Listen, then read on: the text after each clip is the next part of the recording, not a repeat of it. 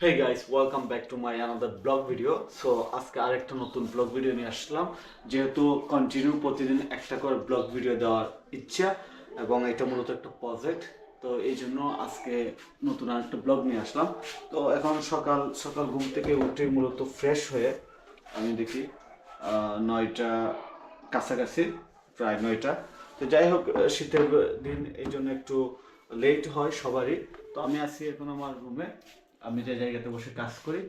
তো আজকের যে ব্লগ আমি আসলে এই রুমের মধ্যে করব না, আমি মূলত আজকে বাইরে ব্লগ করব।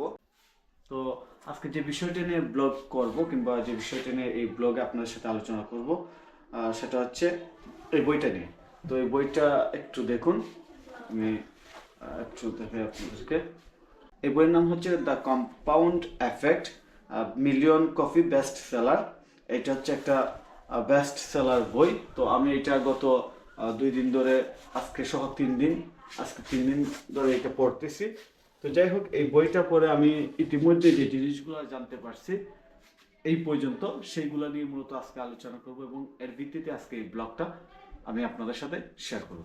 তো যাই হোক, আমি এটা ছিল আমার মূলত উদ্দেশ্য যে আমি রুমের মধ্যে এই পর্যন্ত ইন্ট্রোটা দিয়ে রাখবো এবং বাকি ব্লগ কিংবা ভিডিওর বাকি অংশ আমি বাইরে যেয়ে করবো। তো যাই হোক, এখন সকালবেলা বাইরে যাচ্ছি, একটু হাঁটাহাঁটি করবো আর আপনার সাথে মূল বিষয় নিয়ে কথা বলবো। যাই হোক, আমি ঘর থেকে বের হলাম আর এখন থেকে এইরকম অথেন্টিক রিয়েল ব্লগ দিব। তো আমি একটু বের হয়ে যাচ্ছি একটু বাজারের কাছাকাছি। ওইখানে যেহেতু গ্রামের মধ্যে মূলত যে বিষয়টা হয়, সবাই সকালবেলা একটু বাজারে যায়, আড্ডা দেয়। আর যদিও আমি বাজারে বেশি সময় থাকবো না, একটু অল্প সময় থাকবো। তো এই বইটাতে আমি যে জিনিসগুলো এই পর্যন্ত পাইছি, এটা হচ্ছে মূলত এইরকম যে আমাদের প্রতিদিনের অভ্যাস নিয়ে সবচেয়ে বেশি এই বইয়ের মধ্যে জোর দেওয়া হয়েছে। এই বইয়ে এই পর্যন্ত যা বুঝলাম, আমার দৈনন্দিন লাইফে ছোটো ছোটো যে অভ্যাসগুলো, এইগুলো নিয়ে সবচেয়ে বেশি কথা বলা হয়েছে। আর এটা আসলে এইরকম যে আমরা ইনস্ট্যান্টলি অনেক কিছু পেতে চাই, কিন্তু আসলে ইনস্ট্যান্টলি কোনো কিছুই পসিবল না। আবার অনেক সময় দেখবেন আমাদের ব্যক্তি জীবনে অনেকে হুট করে অনেক কিছু পেয়ে যায়, অনেকে হুট করে অনেক বড় হয়ে যায়। তারপর অনেকেই এইরকম যে বর্তমান সময় হয়তো আপনার জায়গা থেকে সে ভালো অবস্থানে আছে, কিন্তু আপনি যদি প্রতিদিন ছোটো ছোটো কোনো একটা ভালো কাজ করেন, একটা সময় পর দেখবেন যে আপনি খুব ভালো একটা পজিশনে চলে গেছেন। তো এগুলো হচ্ছে র্যান্ডম টপিকস। আসলে মূল বিষয়টা আমি শেয়ার করবো, একদম সামারি শেয়ার করবো যখন আমার একদম এই বইটা শেষ হবে, তখনই সামারিগুলো শেষ করবো। বাইরে চলে আসলাম, বাইরে আসলাম মূলত এটা হচ্ছে আমাদের প্রাইমারি স্কুলে। তো প্রাইমারি স্কুলে নতুন ভবন আসছে, অর্থাৎ নতুন বিল্ডিং হবে, এই জন্য এই স্কুলের এই অবস্থা। অর্থাৎ চারিদিকে একদম, আমি যদি একটু উপরে উঠি তাহলে আপনাদেরকে ভালো করে দেখাতে পারবো। এই হচ্ছে বর্তমান অবস্থা। তো আমার পিছনের দিকটা দেখতে পাচ্ছেন। তো আমার ইচ্ছা হচ্ছে আমি এই জায়গা থেকে মূলত এই ব্লগ ভিডিওটা করব, কারণ আমি জানি না এখান থেকে কেমন হবে। তো আমার কাছে মনে হয় এখান থেকে ভিউটা অনেক ভালো আসবে। আমি মূলত এই বইয়ে দুইটা জিনিস এই পর্যন্ত আমার ভালো লাগছে যতটুকু পড়ছি। তার মধ্যে একটা হচ্ছে আমাদের ছোটো ছোটো প্রতিদিনের যে অভ্যাসগুলো আছে সেইগুলো নিয়ে।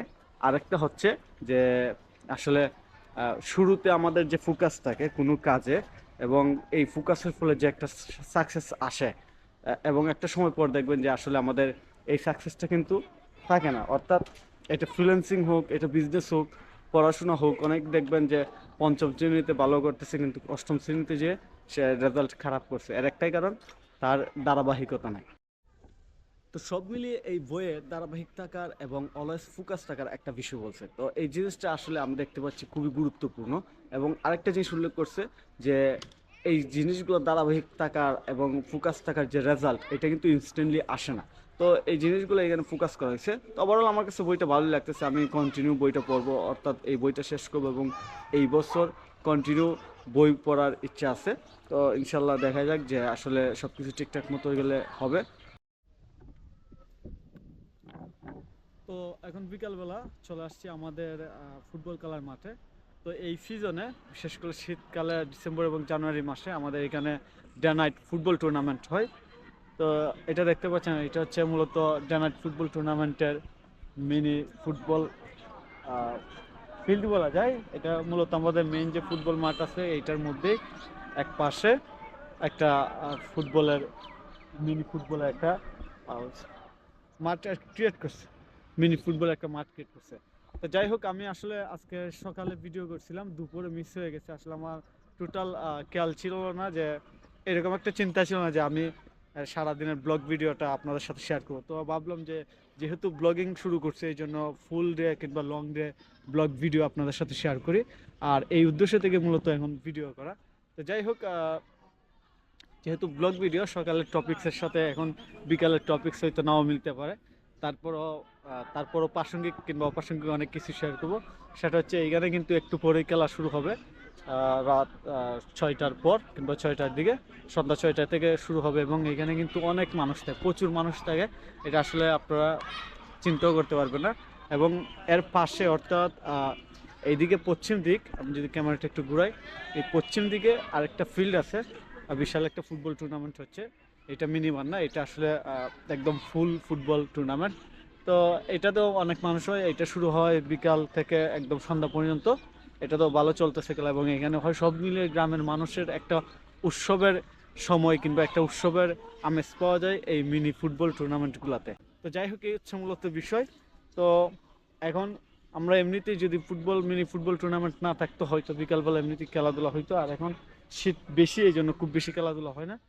মাঠে যে অবস্থা, ধুলাবালু তো আছেই, সব মিলিয়ে কিন্তু খুব একটা আসলে সবাই একটা ইন্টারেস্টেড না, আবার সবাই রাত্রিবেলা খেলাধুলা করে, সব মিলিয়ে বিজি টাইম, আনন্দ মুহূর্ত টাইম পালন করছে।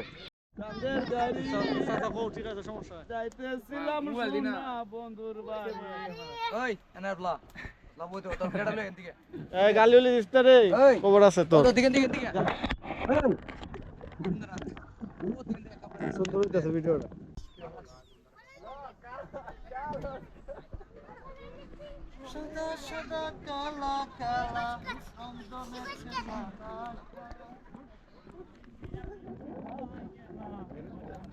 তো যাই হোক, আমি এখন পর্যন্ত এই মাঠে আছি, অর্থাৎ আমরা বিলে বসা ছিলাম, আড্ডা দিলাম।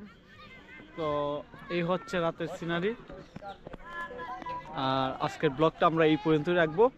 যদি ভালো লেগে থাকে অবশ্যই কমেন্ট করে জানাবেন এবং লাইক দিবেন, চ্যানেল সাবস্ক্রাইব করবেন। ধন্যবাদ।